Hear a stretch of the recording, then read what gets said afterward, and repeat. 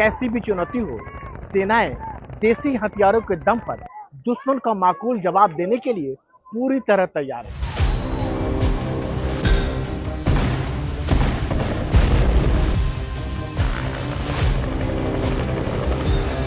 60 के दशक में जब इंडियन एयरफोर्स में मिग को शामिल किया गया तो पूरी दुनिया में इसके टक्कर के गिने चुने फाइटर प्लेन थे।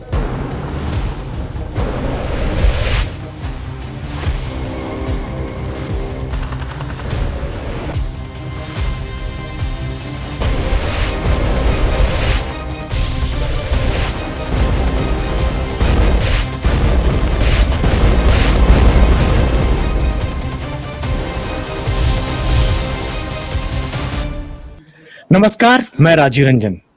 वतन के रखवाले में आपका स्वागत है।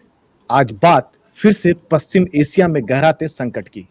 25 दिन बाद इजराइल ने अपना बदला पूरा किया और ईरान के मिलिट्री ठिकानों पर हमले किए। 1 अक्टूबर को ईरान ने इजराइल पर 180 मिसाइल दागे तो भरा इजराइल कहां पीछे रहने वाला था। मीडिया रिपोर्ट की माने तो हमले से कहा यह जा रहा है कि ईरान को बहुत ज्यादा नुकसान नहीं हुआ। कुछ मीडिया रिपोर्ट यह भी कह रही कि ईरान को अच्छा खासा नुकसान हुआ है, पर इजराइल ने तो मैसेज दे दिया कि हम किसी को छोड़ेंगे नहीं। ईरान ने कहा है कि उसे आत्मरक्षा का अधिकार है। ऐसी भी खबरें हैं कि वह इजराइल पर हमले की तैयारी कर रहा है। अरब देशों ने पश्चिम एशिया में गहराते संकट के बीच इस हमले की निंदा की है, तो अमेरिका का कहना है कि अब हिसाब किताब बराबर हो गया। यानी जैसे पहले ईरान ने हमला किया, अब इजराइल ने भी हमला कर दिया। इस हमले के बाद हिजबुल्लाह ने इजराइल पर रॉकेट और ड्रोन से फायर किए। अब सवाल ये उठता है कि क्या ईरान बदला लेगा तो कैसे? उसकी क्या रणनीति होगी? क्या जंग का दायरा और बढ़ेगा पश्चिम एशिया में? अगर खासतौर बात करें, इस बारे में और बातचीत करने के लिए हमारे साथ 2 खास मेहमान जुड़े हैं। सामरिक मामलों के जानकार मेजर जनरल संजय सोई और पश्चिम एशिया पर गहरी पकड़ रखने वाले डॉक्टर मुश्ताक हुसैन। जनरल सोई, पहला मेरा सवाल ये था कि क्या आपको लगता है कि ईरान जो है बदला लेगा? हालांकि ईरान की तरफ से बहुत तीखी प्रतिक्रिया की बात करें तो वो निकल के सामने नहीं आई है। नहीं, सही कह रहे हैं राजीव जी। एक तरफ पहले देखा जाए तो जो माहौल बना है वाकई में काफी डिस्टर्बिंग माहौल है। और पहले ईरान ने हमला किया, फिर इजराइल ने हमला किया। अभी तक इजराइल की लड़ाई हो रही थी प्रॉक्सीज के साथ, हमास, हूथी, हिजबुल्लाह के साथ। अब यहाँ 2 देशों की लड़ाई आपस में चल रही, जो वाकई में एक अलग लेवल की बात हो जाती है। ईरान ने किया, पहले अप्रैल में भी इस तरह के इनका एक्सचेंज ऑफ मिसाइल और मिसाइल का फायर हुआ था, लेकिन अब फिर दोबारा से हुआ है। तो यहाँ पर अभी ईरान के आप बयान के पीछे देखिए, और इजराइल और ईरान दोनों के बयान। इजराइल ने कह दिया कि अब हमने कर लिया है, अगर ईरान कुछ करेगा तो उसका बदला हम बहुत लेंगे। तो यानी कि इजराइल ने अपनी बात साफ कर दी है कि हमने जो करना था, बदला लेना था, हमने बदला ले लिया, अभी इसके आगे हम और नहीं करेंगे।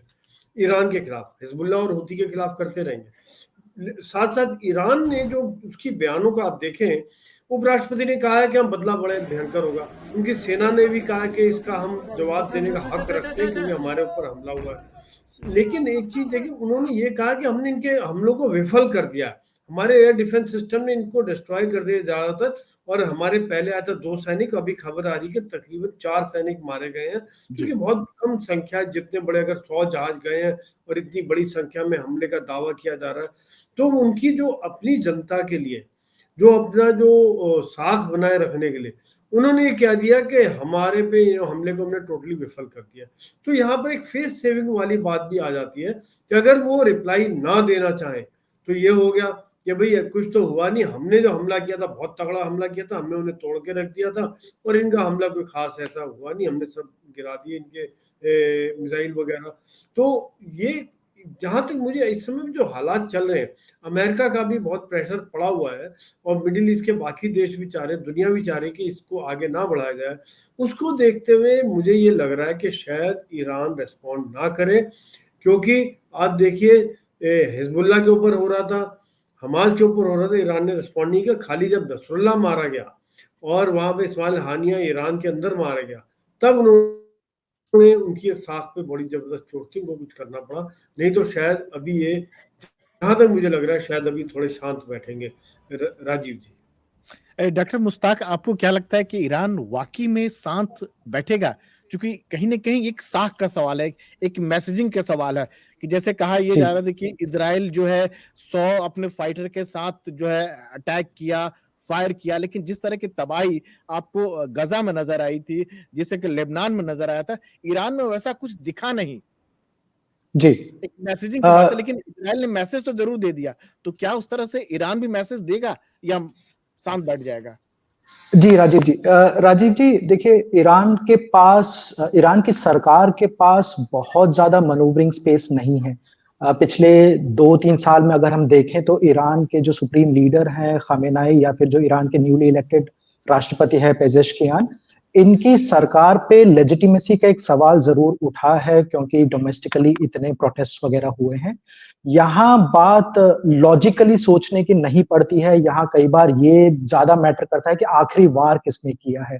अगर ईरान की सरकार लॉजिकली सोचे और अपने जो जिन टारगेट्स पे इज़राइली एयरफोर्स ने अटैक किया है, वहाँ होने वाले नुकसान को देखें, तो उन्हें शांत बैठना चाहिए, और उन्हें इनडायरेक्टली उनके पास हमेशा ऑप्शन रहता है कि हूथी या हिजबुल्लाह की तरफ से अटैक हो और उनको वो अपना अटैक क्लेम करें।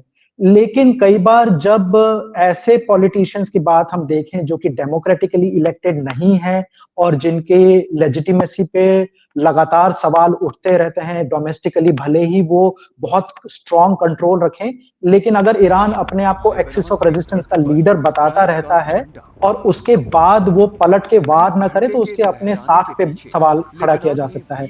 इस वजह से मुझे लगता है कि ईरान की सरकार पे अभी बहुत दबाव है कि उन्हें आखिरी वार करना है।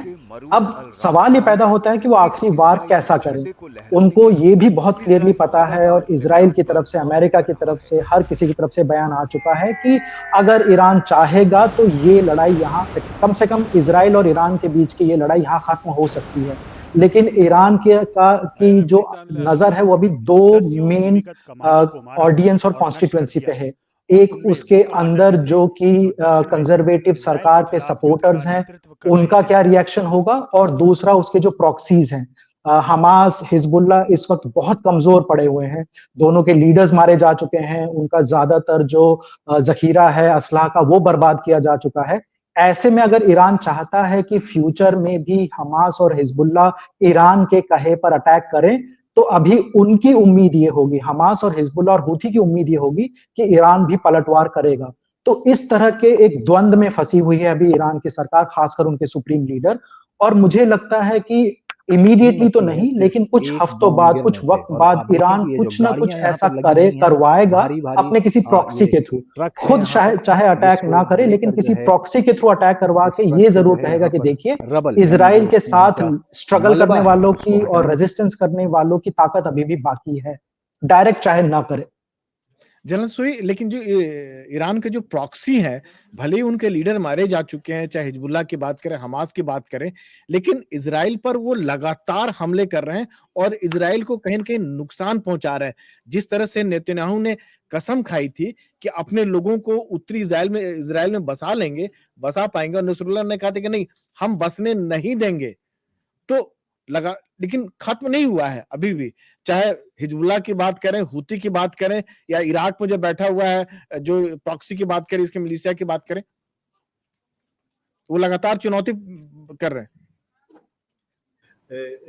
बिल्कुल, आप जो कह रहे हैं कि सही कह रहे हैं, क्योंकि ये एक बहुत बड़ा चैलेंज है, एक सोच की बात है। लीडर मारे गए, लेकिन हर एक बंदे के अंदर एक सोच है कि हमने इजराइल को खत्म करना, अमेरिका को खत्म करना और इनको यहाँ से मिटा देना। तो यही एक सोच की वजह से आज छोटे छोटे लीडर भी लड़ रहे हैं। हर जगह इंडिपेंडेंट लड़ाइयाँ हो रही है। उनका हालांकि कम्युनिकेशन सिस्टम खत्म कर दिया गया है, हिजबुल्लाह का भी लीडरशिप खत्म कर दिया गया, और हमास का भी अब देखिए 7 अक्टूबर के बाद से पिछले साल से 1 साल से ज्यादा समय हो गया, लेकिन अभी भी कहीं कहीं खड़े होकर एम्बुश कर देते हैं, कुछ ना कुछ कैजुअल्टी कर देते हैं। तो बहुत ज्यादा करने में सक्षम नहीं, लेकिन लड़ रहे हैं, ये बात है। दूसरी बात, हिजबुल्लाह तो खैर काफी कई बार अटैक कर चुका। अभी भी हमने देखा गलीली में आग लगी हुई है, उनके पूरे नेतन्याहू के घर पे बम रॉकेट डाल दिया, ड्रोन अटैक कर दिया, मिलिट्री बेस पर अटैक कर दिया, काफी इनकी कैजुअल्टी की गई, जहां पहले इनका कहते चीफ भी शायद वहां पे मौजूद था। तो ये सब करने में सक्षम है, क्योंकि हिजबुल्लाह के पास जखीरा बहुत बड़ा है। हालांकि जैसे मुश्ताक साहब कह रहे थे कि कुछ डिस्ट्रॉय हो गया, लेकिन मेरे हिसाब से वो कुछ परसेंटेज ही डिस्ट्रॉय हुआ है, क्योंकि जो सीमावर्ती इलाकों में वो लोग डिस्ट्रॉय कर पाए या कुछ पीछे के इलाके में बेरूत के आसपास डिस्ट्रॉय किए, लेकिन अभी भी जो टनल्स के अंदर उनका काफी डीप बरिड है, जगह जगह फैला के रखा हुआ है। उनको पता है कि इजराइल किस प्रकार से रेस्पॉन्ड करता है। उन्होंने कई सालों से इजराइल के लड़ने के तरीके को स्टडी किया हुआ है कि ये आएंगे, रॉकेट बरसाएंगे, एयरफोर्स के द्वारा हमला करेंगे और फिर ग्राउंड अटैक करेंगे। ग्राउंड अटैक में भी आप देख रहे हैं कि इतना आसान नहीं हो रहा है इजराइल को आगे बढ़ना। इनकी कई कैजुअलिटीज हो रही हैं, इन्फेंट्री कैजुअलिटीज काफी हो रही हैं। तो क्योंकि वो जमीन उनकी अपनी है हिजबुल्लाह की, टनल्स के अंदर है, रबल्स के अंदर है, जगह जगह हथियार छिपाए हुए। एक टनल से निकले, दूसरे से निकल गया, पीछे से फायर कर दिया, साइड से फायर कर दिया, एम्बुश कर दिया, और एक इनविजिबल होके गुरिल्ला युद्ध करने में वो लोग काफी माहिर हैं। और जो काफी ट्रेनिंग भी इन्होंने ली हुई है, इस चीज के लिए प्लान किया हुआ है, वो कई सालों से लगे हुए इस चीज के लिए तैयारी की हुई है, रास्ते इनको सब पता है। तो ये सब देखते हुए इतना चैलेंज बहुत बड़ा है। और हूथी के साथ एक अलग कहानी है, क्योंकि वो 2000 किलोमीटर दूर है और रेड सी में उन्होंने आतंक मचाया हुआ है। लेकिन ये देखा जाए कि अभी इस समय में ज्यादातर हूथी के साथ डील कर रहे हैं वो है अमेरिका और इंग्लैंड। वो उनके ऊपर बम्बार्डमेंट कर रहे हैं। लेकिन फिर वही बात होती है कि कुछ मारे गए, लेकिन सोच है और इतने बड़ी संख्या में है, वो फिर खड़े रहते हैं और कम हथियार, कम कीमत वाले हथियार के द्वारा वो ज्यादा नुकसान करने में सक्षम होते हैं। जैसे कि रॉकेट है, बहुत कम कीमत होती है। स्टील पाइप में, जैसे हमारे देसी भाषा में बोले, कट्टे बना लेते हैं। एक रिवॉल्वर कट्टा बना लिया, उससे फायर कर दिया, स्टील पाइप में लगा के एक्सप्लोसिव फायर कर दिया। एक्यूरेट है नहीं है, पर जा तो रहा है, इजराइल की तरफ जा रहा है, कुछ तो गिरेंगे ही। तो लेकिन आयरन डोम का एक फायर बड़ा महंगा पड़ता है। तो ये चीज देखते हुए इनके पास नंबर्स की कमी नहीं है, नंबर्स बहुत हैं। तो ये इजराइल के लिए बहुत बड़ा चैलेंज रहेगा। राजीव जी, डॉक्टर मुस्तैक, ईरान ने साफ तौर पर कहा था कि 1 अक्टूबर को उसने इजराइल पर हमला किया और उसके बाद कहा कि इजराइल अगर जवाबी कार्रवाई करेगा तो नतीजा भुगतने के लिए तैयार है। साथ में उसमें यह भी कहा था कि जो भी देश इजराइल की मदद करेंगे वो भी नतीजा भुगते, चाहे कोई भी कंट्री उसकी मदद करने के लिए आए। यहाँ भी अगर देखें, इजराइल का अगर फाइटर अगर क्रॉस किया होगा तो या नहीं तो जॉर्डन के थ्रू क्रॉस किया होगा, या नहीं तो सऊदी अरब का रास्ता लिया होगा। 2000 किलोमीटर की अगर बाउंड्री की अगर बात करें, तो क्या लगता है कि ईरान शांत बैठेगा, इजराइल पर कुछ हमला ना करे, लेकिन प्रॉक्सी के जरिए, या खुद ईरान भी जो है, क्योंकि एग्जिस्टेंस का सवाल है, जो अपने आप को एक लीडर के तौर पर प्रस्तुत करता है, वो कुछ ना कुछ इजराइल या इजराइल के जो दोस्त हैं, अमेरिका की बात करें जॉर्डन में जहां उसके सैन्य प्रतिष्ठान है, या फिर इराक की बात करें, इराक में जो है वहां कुछ हमले कर सकता है, कुछ ऐसी बात कर सकता है जो धमकी दिया था खासतौर ईरान ने। देखिए राजीव जी, मुझे लगता है कि इस चीज का जवाब एक क्लियर हाँ या ना में देना ज्यादा आसान है। ईरान अभी अपने आप को जिस तरह प्रेजेंट कर रहा है अरब वर्ल्ड में या पूरी दुनिया में, खासकर इस्लामिक वर्ल्ड में, वो अपने आप को इजराइल और अमेरिका के सो कॉल्ड अत्याचार के खिलाफ लड़ने वाले देश की तरह प्रेजेंट करता है। ईरान इस वक्त पे इस बात पे फोकस नहीं करेगा कि जॉर्डन या सऊदी अरेबिया किसने अपनी इसका यूज करना अलाउ किया इजरायली फाइटर जेट्स को, क्योंकि उनके लिए एक नया मोर्चा खोलने वाली बात हो जाएगी। ये जरूर होता है कि हमने पिछले कुछ दशकों में भी देखा है कि ईरान के साथ जो सामरिक रिश्ते हैं सुन्नी अरब देशों के, वो इतना अच्छे नहीं रहे हैं। लेकिन ईरान उनके साथ खुल के दुश्मनी नहीं लेना चाहेगा। ईरान डायरेक्टली या इनडायरेक्टली इन देशों के खिलाफ कुछ नहीं करेगा। जरूर बयानबाजी हो सकती है कि ये देश, खासकर अगर आप सऊदी अरब की बात करें या फिर कतर की बात, सऊदी अरब, यूएई या फिर जॉर्डन की बात करें, तो ईरान के लीडर्स, जो उनके सरकार के लीडर्स, खासकर जो उनके विदेश मंत्री हैं, वो कई बार इन देशों को थोड़ा शर्मिंदा करने की कोशिश जरूर करते हैं और कहते हैं कि आप इजराइल का साथ मत दीजिए, लेकिन डायरेक्टली अटैक नहीं करेगा इनके ऊपर। ईरान का लेकिन डॉक्टर मुश्ताक, जितने अरब कंट्री हैं, चाहे कतर की बात करें, सऊदी अरब का, सबने निंदा की है इजराइल की कि आपने ईरान पर हमला किया। और ईरान ने अपील भी किया था, केवल शिया कंट्री की बात नहीं की थी, सारे मुस्लिम कंट्री को कहा था कि इजराइल के खिलाफ आप एकजुट हो जाइए। बिल्कुल। देखिए राजीव जी, मैं यही थोड़ा सा एक्सप्लेन करने की कोशिश कर रहा हूँ कि ईरान की जो पॉलिटिक्स है बाकी मुस्लिम कंट्रीज के ऊपर वो थोड़ी सी कॉम्प्लिकेटेड है। ईरान एक तरफ सऊदी अरब और कुछ और सुन्नी देशों के साथ एक पॉलिटिकल स्ट्रगल में इन्वॉल्व रहता है ताकि वो अपने आप को ज्यादा बड़ा रखवाला बता सके मुस्लिम इंटरेस्ट्स का। लेकिन वो बहुत खुल के नहीं निकल पाती बात बाहर, क्योंकि उसे पता है कि दुनिया की जो मेजॉरिटी है मुस्लिम्स की वो एक्चुअली सुन्नी मुस्लिम्स हैं। तो ईरान अपने आप को फिलिस्तीनी इशू के साथ 1979 के इस्लामिक रेवोल्यूशन के बाद से इसीलिए जोड़ता आया है ताकि वो ये बता सके कि हम शिया सुन्नी के डिफरेंसेस के ऊपर उठ के हम मुस्लिम हितों की बात करते हैं। लेकिन साथ ही साथ ईरान ऐसा कोई मौका भी नहीं चूकता जब वो ये दिखा सके कि देखिए ये जो सुन्नी देश हैं ये प्रो इजराइल एक्ट कर रहे हैं या फिर प्रो अमेरिका एक्ट कर रहे हैं। जब 2022 में अब्राहम अकॉर्ड साइन किए थे अमेरिका ने गल्फ के कुछ सुन्नी देशों के साथ, तो ईरान ने उसे बहुत क्रिटिसाइज किया था। सुन्नी देशों में खासकर अरब खाड़ी में या फिर पर्शियन की खाड़ी में अगर कोई एक एक्सेप्शनल देश है तो वो कतर है। कतर सुन्नी देश होते हुए भी इकलौता ऐसा सुन्नी देश है जिसने ईरान के साथ ठीक ठाक संबंध बनाए हुए हैं। उनके बीच बहुत रेगुलरली पॉलिटिशियंस का एक्सचेंज भी होता है, विजिट्स भी होती हैं। लेकिन ईरान इस मामले में क्लियर है हाल फिलहाल कि अगर उन्हें रिटेलिएट करना है, जो कि मोस्ट प्रोबेबली इनडायरेक्टली होगा, तो वो अमेरिकन हितों पे और इजरायली हितों पे करेगा। वो अभी सुन्नी अरब देशों के साथ अपना इस तरह का एक लड़ाई नहीं स्टार्ट करना चाहता जो खुल के बाहर निकल आए। वो जरूर उनको क्रिटिसाइज करेंगे और जरूर उनके खिलाफ बयानबाजी करेंगे, लेकिन कोई रिटेलिएशन नहीं होगा किसी के खिलाफ, किसी अरब देश के खिलाफ। तो जनरल सुई, आपको क्या लगता है कि इजराइल भी ईरान से सीधे लड़ाई से बच रहा है? क्योंकि ईरान की मिलिट्री पावर अगर ईरान से इजराइल से अगर कंपेयर करें तो पीछे तो है। इजराइल के पास बहुत आधुनिक तकनीक वाले फाइटर हैं, मिसाइल जो बात करें, लेकिन ईरान भी बहुत पीछे नहीं है। उसके पीछे चीन भी है, रूस ने भी कहा है। तो इजराइल भी बचना चाह रहा है, मतलब एक मैसेजिंग दोनों तरफ से देने की बात हो रही है। नहीं, बिल्कुल राजीव जी, ऐसा है कि इजराइल के हाथ पहले कई जगह फंसे हुए हैं। जैसे कि अभी मुश्ताक साहब भी बता रहे थे, आप भी पहले बता रहे थे कि हमास हो गया, हिजबुल्लाह हो गया, हुती हो गया, इराक और सीरिया में इस्लामिक फंडामेंटलिस्ट के द्वारा उनके ऊपर आए दिन अटैक किए जाते हैं। और तो ये सब इसके अलावा उनके इंटरनल भी वेस्ट बैंक में होता रहता है और नेतन्याहू की अंदर भी उसके खिलाफ भी विरोध प्रदर्शन होते रहते हैं। तो कई जगह से वो डील कर रहे हैं, तो वो शायद एक और फ्रंट नहीं खोलना चाहेंगे।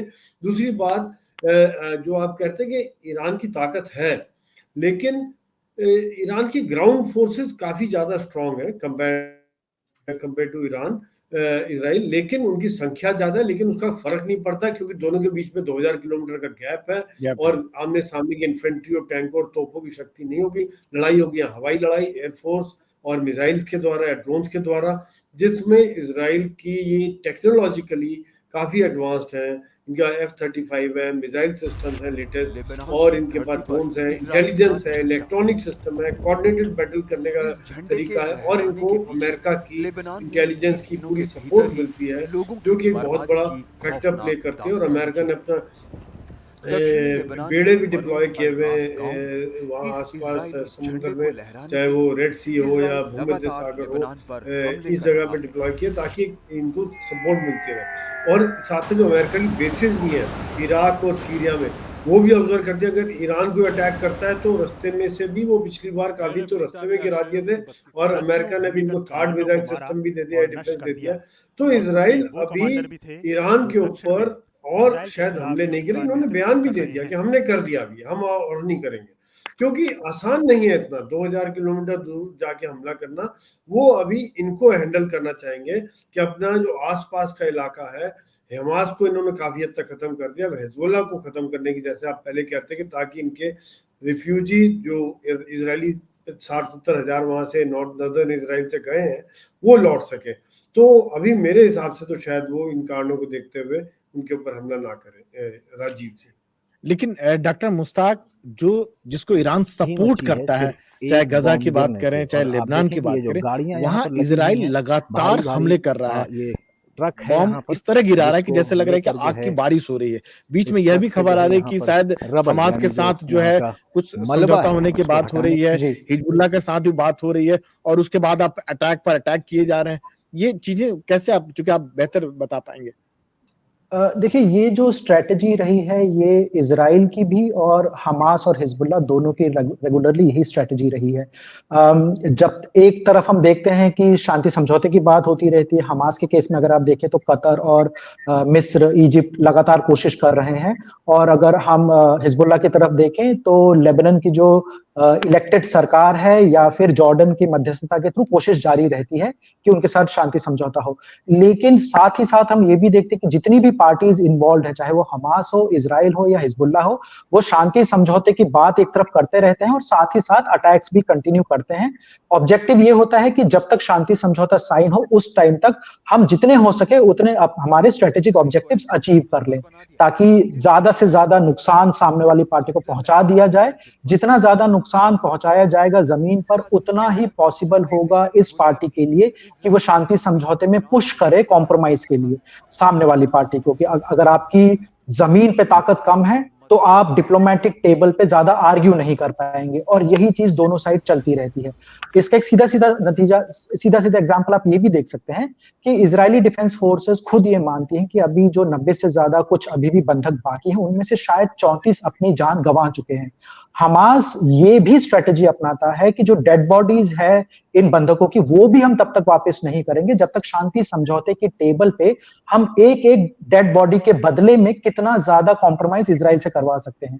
और हम इजराइल की तरफ देखें तो इजराइल जितना हो सके उतना हमास को और हिजबुल्लाह को नुकसान पहुंचाना चाहेगा, इस उम्मीद में कि जब फाइनली समझौते की बात होगी तब तक हमास और हिजबुल्लाह और ज्यादा वीक हो जाए, ताकि इजराइल को ज्यादा कॉम्प्रोमाइज ना करना पड़े।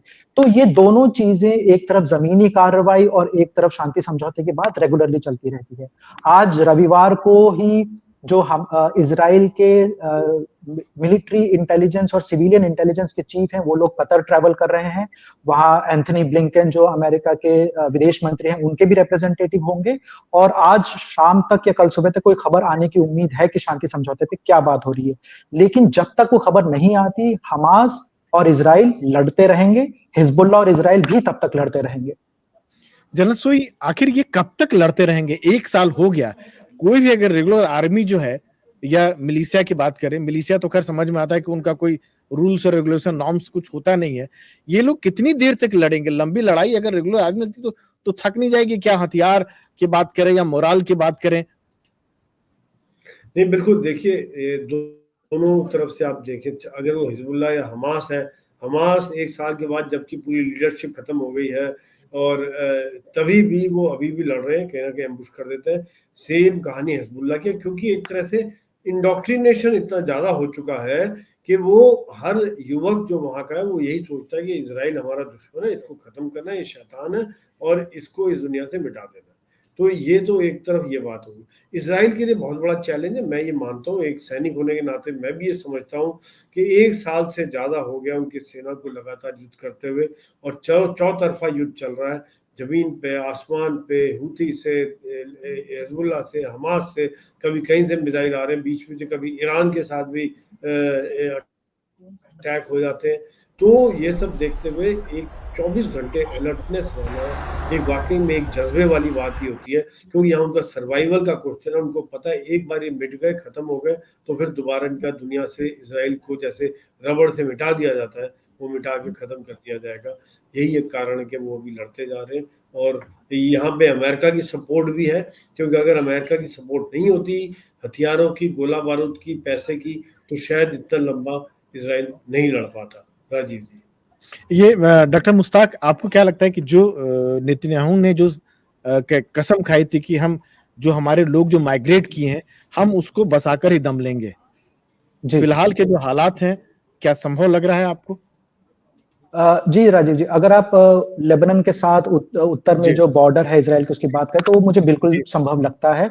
मुझे लगता है कि हमास, सॉरी, 60,000 लोग बिल्कुल बिल्कुल बिल्कुल जो बसने नहीं देंगे हम। जी, हिजबुल्लाह के उन कथनों के बावजूद मुझे लगता है कि इजरायली सरकार नेतन्याहू की लीडरशिप में जो 67,000 इंटरनली डिस्प्लेस्ड लोग हैं, उनको वापस अपने घरों में वो ले जाने में सक्षम होंगे। यहाँ सवाल ये नहीं है कि होंगे कि नहीं होंगे, यहाँ सवाल ये है कि और कितना वक्त लगेगा। उनमें से कुछ लोगों को ये अभी इजरायली डिफेंस फोर्सेस की तरफ से ये आश्वासन मिलने लगा है कि आने वाले 3 हफ्तों में कुछ लोग जो इनका घर बिल्कुल बॉर्डर के पास नहीं है, थोड़ा सा दूर है, स्पेशली हाइफा के आसपास है, वो लोग धीरे-धीरे जा सकते हैं। ये डेफिनेटली वो लोग अचीव कर लेंगे। नेतन्याहू सरकार को और खासकर प्राइम मिनिस्टर नेतन्याहू को ये पता है कि उनका पॉलिटिकल सर्वाइवल इस बात पे डिपेंड करता है कि ये वाला जो प्रॉमिस है इन्हें ये पूरा करना होगा। इन्होंने कुछ प्रॉमिसेस और भी किए थे, जैसे उन्होंने ये कहा था कि हम हमास को नेस्तनाबूद कर देंगे। वो इजरायली मिलिट्री भी मानती है कि 100% अचीव करना इम्पॉसिबल है, क्योंकि जैसे जनरल साहब भी कह रहे थे, ये सिर्फ लीडर्स या ऑर्गेनाइजेशन की बात नहीं, एक आइडियोलॉजी की बात है। हमास की तरफ आप देखें तो जो अभी बच्चे भी हैं, वो उसी मेंटालिटी के साथ, उसी इंडोक्ट्रिनेशन के साथ बड़े होते हैं कि हमें इजराइल के खिलाफ लड़ना है। हमास ना सही कोई और ग्रुप आ सकता है। तो उस जो नेतन्याहू सरकार का कमिटमेंट था, उसको लॉन्ग टर्म में अचीव करना मुझे नहीं लगता पॉसिबल है। वो बिल्कुल सिरे से हमास का खात्मा नहीं कर पाएंगे। लेकिन ये जो इंटरनली डिस्प्लेस्ड इजरायली सिटीजन्स हैं, इनको नॉर्दर्न इजराइल में वापस ले जाना ये पॉसिबल है और वो जल्दी होगा। जनरल सुई, क्या आप भी मानते हैं कि जैसे डॉक्टर मुश्ताक कह रहे थे कि ईरान कुछ न कुछ कार्रवाई जो है इजराइल पर जरूर करेगा, बदला जरूर लेगा, और हो सकता है कि शायद इससे जो पश्चिम एशिया के हालात कुछ बिगड़े, कुछ दायरा भी बढ़े जंग का? नहीं, बिल्कुल मैं डॉक्टर मुश्ताक से बिल्कुल इत्तेफाक रखता हूँ इस बात से कि हालांकि मैंने कहा था कि ईरान डायरेक्टली शायद ना करे, लेकिन अपनी प्रॉक्सीज के थ्रू इनको और भड़का के, देखिए हूथी ने रेड सी में आतंक मचा रखा है। हालांकि अमेरिका ने कई बार अटैक किया, लेकिन फिर भी अभी भी अटैक करने में सक्षम है। हिजबुल्लाह की ताकत अभी भी बाकी है।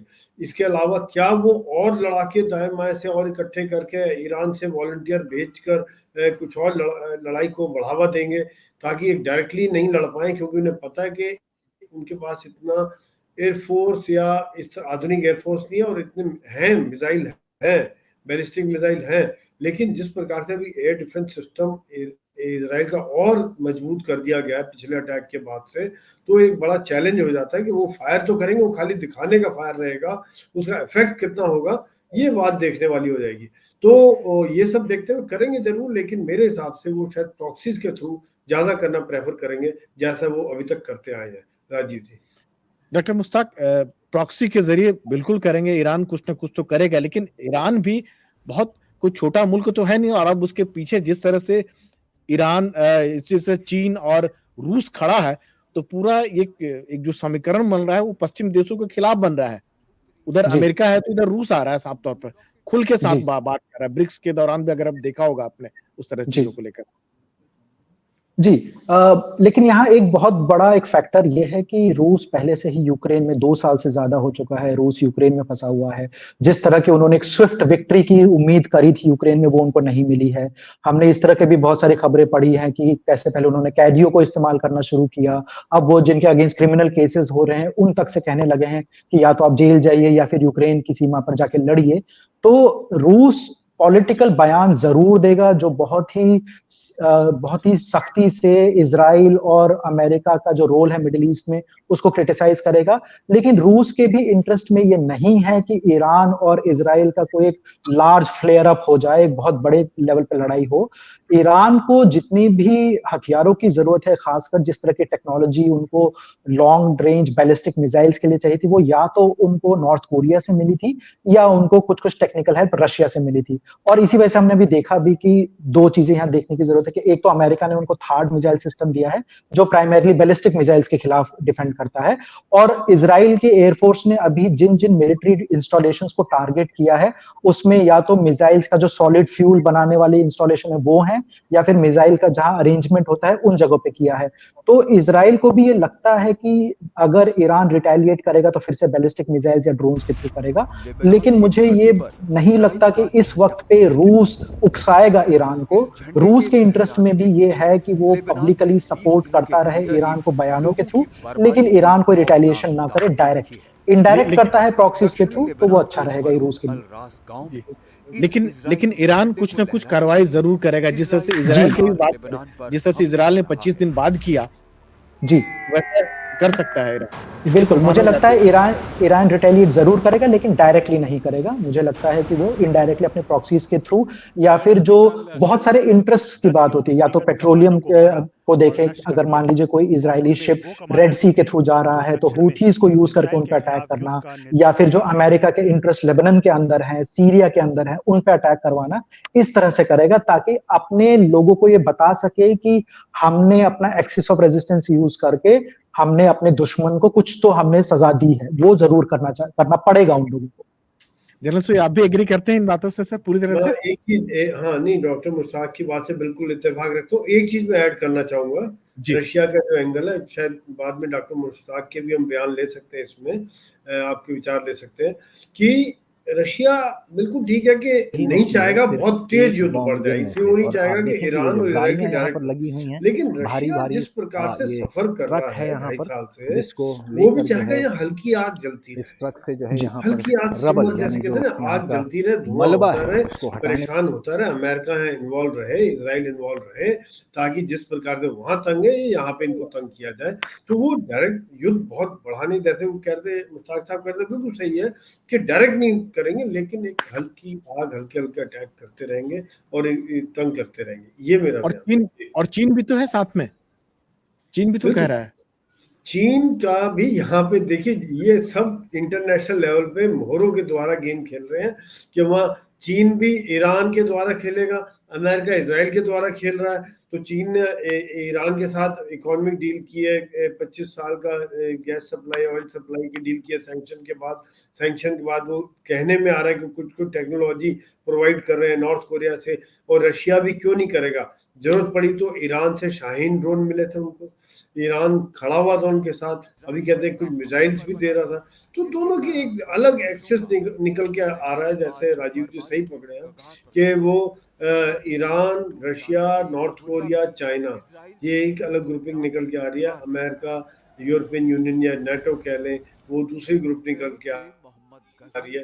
तो वहाँ यूक्रेन में जहाँ रशिया तंग हो रहा है, साउथ चाइना सी में जहाँ चाइना तंग हो रहा है, ये यहाँ पे इन्हें मौका मिला कि किस प्रकार से अमेरिका को यहाँ उलझा के रखे। राजीव जी या मुश्ताक तो बिल्कुल बिल्कुल डॉक्टर मुश्ताक वही समझना चाहेंगे, पश्चिम एशिया में भी सबके अपने अपने वेस्टेड इंटरेस्ट हैं और उसी इंटरेस्ट के मुताबिक दोनों इस्तेमाल कर रहे हैं, चाहे इजराइल की बात हो चाहे ईरान की बात हो, दोनों में से कोई झुकना नहीं चाहेगा। बिल्कुल नहीं जी, आप बिल्कुल सही कह रहे हैं राजीव जी, दोनों में से कोई झुकना नहीं चाहेगा, क्योंकि झुकने का मतलब है कि डोमेस्टिकली पॉलिटिकल एक चैलेंज पैदा होता है। आप नहीं कह सकते कि हम लीडर हैं किसी रेजिस्टेंस के, वो दोनों के साथ है। और हमने ऐसा हिस्ट्री में बहुत बार देखा है, चाहे वो इजराइल की तरफ से हो, चाहे ईरान की तरफ से हो, या फिर लेबनान की तरफ से हो। यहाँ पर बात यही आ जाती है कि कितना वो अफोर्ड कर सकते हैं और कितना उनको डायरेक्ट और इनडायरेक्ट मैसेजिंग देनी है, और उनको कितना सपोर्ट मिल रहा है। इजराइल को जितना खुलकर सपोर्ट मिला है अमेरिका का या फिर कुछ यूरोपियन देशों का भी, जिसमें एक सरप्राइजिंग यूके के प्राइम मिनिस्टर भी थे, स्टीयर कार्मर, जो कि जब तक वो प्राइम मिनिस्टर नहीं बने थे काफी क्रिटिसाइज करते थे इजराइल को, लेकिन अभी कल रात वो बहुत खुलकर इजराइल के सपोर्ट में निकले और उन्होंने कहा कि बिल्कुल जायज था ये जो अटैक ईरान पे हुआ है। ईरान के साथ मुसीबत ये है कि वो जितने मुस्लिम देशों से भी सपोर्ट एक्सपेक्ट करते हैं, जैसे वो सऊदी अरेबिया हो जाए या जॉर्डन हो जाए, उनको वो नहीं मिल पाता है। उन्हें रूस का सपोर्ट जरूर मिलता है, चाइना का कुछ पॉलिटिकल सपोर्ट जरूर मिलेगा, लेकिन चाइना अभी उस लेवल पर नहीं है कि बहुत खुलकर ओपनली मिलिट्री सपोर्ट कर सके। वो छुप के जरूर कर सकते हैं, कुछ हद तक कर सकते हैं, उतना ओपनली वो खुल के नहीं करेंगे। लेकिन ये जो द्वंद्व है दोनों देशों के बीच, ये चलता रहेगा, ये लॉन्ग टर्म में खाली नहीं खत्म नहीं होगा। मैं जैसे पहले भी आपसे एक बार कह चुका था एक और वीडियो में कि जब तक जो कोर इश्यूज हैं उनका सोल्यूशन नहीं होता, कोई ना कोई ऑर्गेनाइजेशन निकल के आती रहेगी इजराइल के खिलाफ लड़ने के लिए। जब तक पैलेस्टीनियन नेशनलिज्म का इशू सॉल्व नहीं होता, या जब तक ईरान के अपने इंटरेस्ट ऐसे ना बने कि वो फिर बाहर इंटरफेयर ना करें, वो भी मुश्किल हो जाता है। ईरान जब मुस्लिम देश एक शिया रेवोल्यूशन के बाद इस्लामिक रिपब्लिक में कन्वर्ट हुआ 1979 में, तो उनके लीडर्स ने खुल के कहा कि वो अपना रेवोल्यूशन एक्सपोर्ट करेंगे। तो वो भी उनके लिए अब एक चैलेंज बन गया है कि अगर वो नहीं एक्सपोर्ट करते, बाकी देशों में नहीं इस तरह की छोटी छोटी आग लगाते, तो उनके अपना जो प्रॉमिस था कंजर्वेटिव शिया लीडर्स को लेकर, ग्रुप्स को लेकर, वो भी फुलफिल नहीं होता। तो ये सब कारण ऐसे हैं जिनसे ये लड़ाई चलती रहेगी आगे। कारण बदलते रहेंगे और एक्टर्स बदलते रहेंगे। तो चलिए, आप दोनों मेहमानों का एनडीटीवी से जुड़ने के लिए बहुत बहुत धन्यवाद। पश्चिम एशिया के हालात को बेहतर ढंग से समझाने के लिए। Thank you sir. Thank you Rajiv ji, thank you. Thank you sir.